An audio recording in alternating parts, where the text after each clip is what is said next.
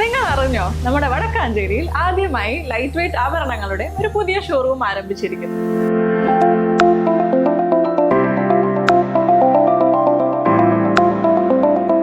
ജനത jewellery ഗ്രൂപ്പിന്റെ പുതിയ സംരംഭം ആനീസ് ഗോൾഡൻ ഡയമണ്ട്സ്. അപ്പൊ ലൊക്കേഷൻ വരുന്നത് city tower building opposite Vadakkanchery bus stand. തരൂരിൽ ബിജെപിയുടെ പ്രചരണ ബോർഡുകൾ നശിപ്പിച്ചതായി ആരോപണം. സംഘർഷ സാധ്യതകൾ ഉണ്ടാക്കാൻ ശ്രമിക്കുന്നുവെന്ന് ബിജെപി. തദ്ദേശ തെരഞ്ഞെടുപ്പുമായി ബന്ധപ്പെട്ട് തരൂർ പഞ്ചായത്തിലെ വിവിധ പ്രദേശങ്ങളിൽ സ്ഥാപിച്ച ഭാരതീയ ജനതാ പാർട്ടിയുടെ പ്രചരണ ബോർഡുകൾ നശിപ്പിച്ചതായി പാർട്ടി ഭാരവാഹികൾ ആരോപിച്ചു.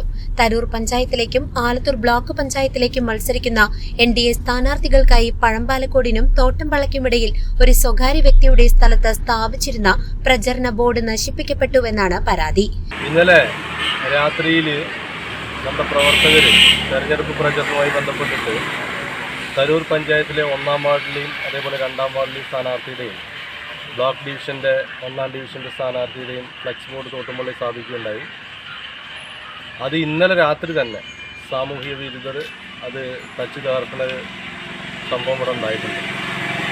സമാധാനപരമായിട്ട് പോകുന്ന ഇലക്ഷൻ പ്രചരണം അട്ടിമറിക്കുക എന്ന ലക്ഷ്യത്തോടു കൂടി ചില ക്രിമിനൽ സംഘം ഈ പ്രദേശത്ത് അക്രമങ്ങൾ ഉണ്ടാവാൻ വേണ്ടി അഴിഞ്ഞാടുന്നുണ്ട്. അത് ഭാരതീയ ജനതാ പാർട്ടി നിയമപരമായിട്ടും അതിനെ രാഷ്ട്രീയപരമായിട്ടും നേരിടും.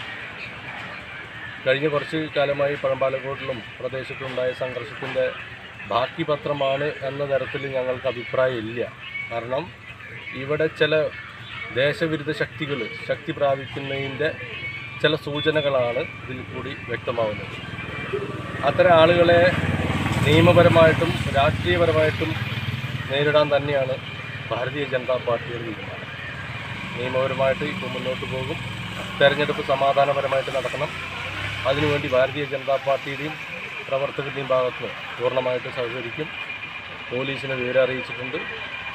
BJP CPM സംഘർഷ സാധ്യത നിലനിൽക്കുന്ന പ്രദേശമാണ് പഴമ്പാലക്കോട്. ഈ അവസരത്തിൽ ചില സാമൂഹ്യ വിരുദ്ധ ശക്തികൾ ബോധപൂർവം സംഘർഷമുണ്ടാക്കുവാനും ക്രമസമാധാന നില തകർക്കുവാനും ശ്രമിക്കുന്നതായി BJP panchayat committee president Prakashan Palachottil ആരോപിച്ചു.